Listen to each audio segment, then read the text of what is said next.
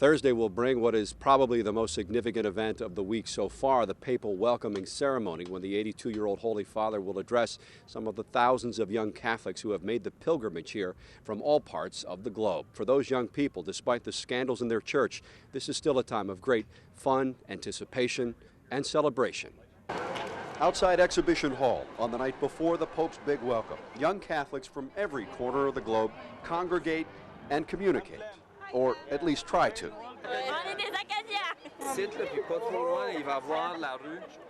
They're here from 169 different countries. They are far from home, and for this week at least, far from the well-documented problems confronting their church. But all of that seems very far from the minds of these young pilgrims in Toronto. Many of them, like Jeff Harris from Burton's Blessed Sacrament Church, say they're here to see and hear and be inspired by a man Catholics of all ages still revere. I don't think I've lost any faith at all. I know I haven't lost any faith at all. And there's a lot of people out there who have, and hopefully that'll help them this trip here. And it's always just going to make everybody's faith stronger. But the sex scandal did document the news here today. Canadian critics are calling on the Pope to acknowledge and condemn sexual abuse in churches in this country. Crisis in Canada is quite serious, and according to most experts, is worse than the crisis in the United States. He is here, he is the boss, he is where the buck stops. He still can say, I'm going to take 10 minutes to see 2 or 3 of them. Why not? It is indeed a joyous week, music and celebrations, but there is some work involved too. We'll be spending some time with some mid-Michigan young Catholics who are out to prove that this, for them, is not just fun and games. In Toronto, Sam Merrill, TV5. For 9 decades, the Feech Building has towered over Saginaw, but the city's third tallest building has definitely seen better days. I think that the building really needs to come down. Thomas Mutton works for Great Lakes Bancorp across the street. He is also active in Saginaw's Downtown Pride organization. The building right now is a great place for homeless pigeons. Mutton and others think the Feech is so run down that restoration no longer makes economic sense. But architect Dan Toshak says it's never too late. I think it's time that we begin to think about preserving some of our major assets in the city rather than tearing them down. He maintains the Feech Building could be refurbished at reasonable cost. And he says if the building is demolished, downtown will lose something very important. It loses an asset, what I feel is really a strong asset in the promotion and turnaround of downtown. I think they're at the point where they're going to have to make a decision. Professor John Dunn consulted 2 years ago with a church group interested in converting the building to apartments. That deal fell through. It's just a matter of time before they'll be forced to have to demolish it unless someone comes forward with some kind of idea. Despite all the damage that littered the streets of Frankenmuth, the trees ripped completely out of the ground, the shattered windows, the buildings just leveled, this is still a neighborhood feeling very lucky because nobody here was seriously hurt, though more than a few had the scare of their lives. The whole house started shaking, and we heard the windows blow out upstairs. What is your understanding? Was this a tornado, or? As far as I'm concerned, it was. Yeah. We were scared. We were just down in the basement just trying to stay calm. The storm knocked out power to almost the entire city. In the dark, using just flashlights, the fire department went door to door, making sure that people were okay. Down wires all over the place, man. I know. Wendy List and her family were okay after the storm.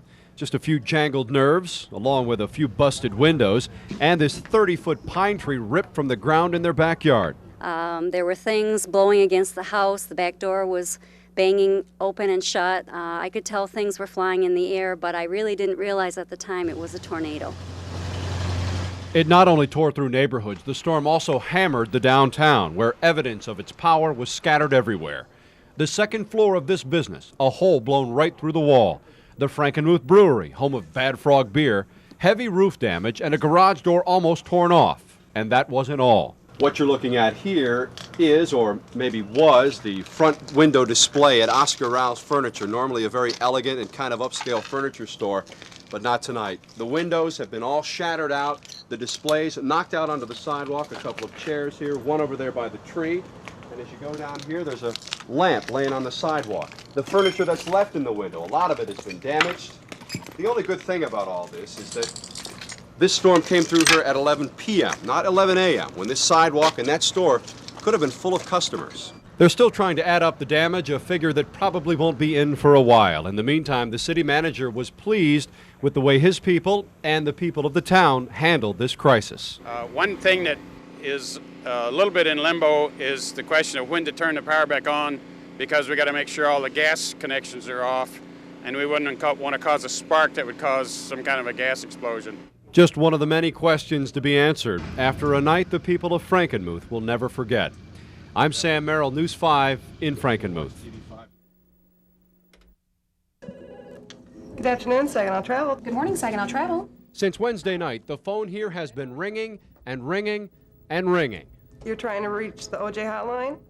Okay, the correct number for that is 1-800-322-3632. I had a call. Were you at lunch? And I said, who are you trying to get a hold of? And he said, Robert Shapiro's office. In fact, over the past 2 days, the phones here have been jammed with people who think they are calling Robert Shapiro on the OJ hotline. How many calls are we talking here total?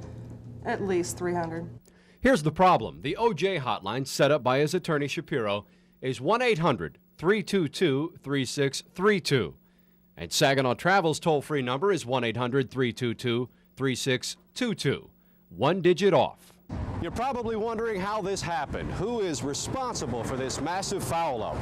Well, the people who have been calling here say that they got the number off a Detroit radio station. But WWJ Radio in Detroit tells us that they are positive they gave out the right number. Try telling that to the folks here.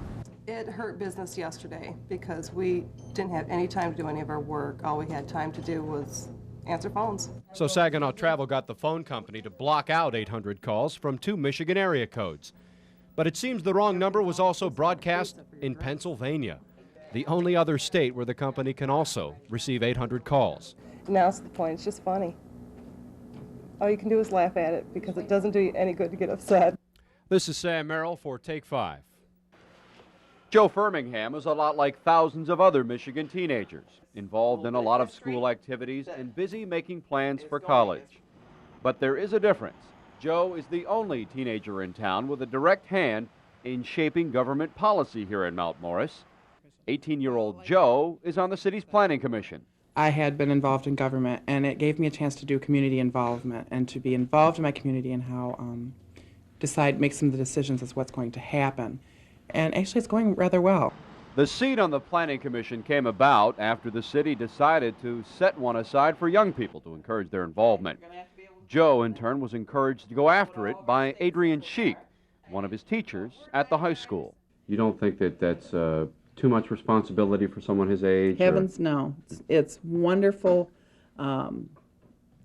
exciting times for him because of his youth, but it's going to give him some experiences for later life that nothing else could provide him. By all accounts, a very bright student, Joe still, like most of us, finds government baffling on occasion. Now the first meeting I had, I did get lost. They give me my new ordinance book, and they're like, well, refer to this, and it's like, well, where is it, you know? Despite having such a head start in politics, Joe Firmingham does not plan to make it a career. Instead, this class valedictorian plans to go to college, go to law school, and become a lawyer. Sam Merrill, News 5 in our town, Mount Morris. You may remember seeing Marlon Kibbe reporting here at TV5 a few years back. He was one in a million, a true journalist who had a talent for telling stories, but more importantly, allowing you to feel stories. What did you find on the porch, Jamila? A baby. Were you scared when you looked out there? No. Marlon reported, ran the news desk, and produced here for 10 years. He most recently stamped this 6 o'clock newscast with his own unique style. So many people knew and worked with Marlon over the past 20 years in mid-Michigan. He was a radio host at WKYO in Cairo. He was also a newspaper reporter. And he always came to work with a smile on his face and an incredible level of commitment to you, the viewers. He was sincere, incredibly intelligent, compassionate, and loving. He drank coffee like there's no tomorrow, and we're told he loved a good cigar, not to mention professional wrestling. Marlon, we will miss your love, your humor, everything about you. So long, Kib. TV5 will never be the same.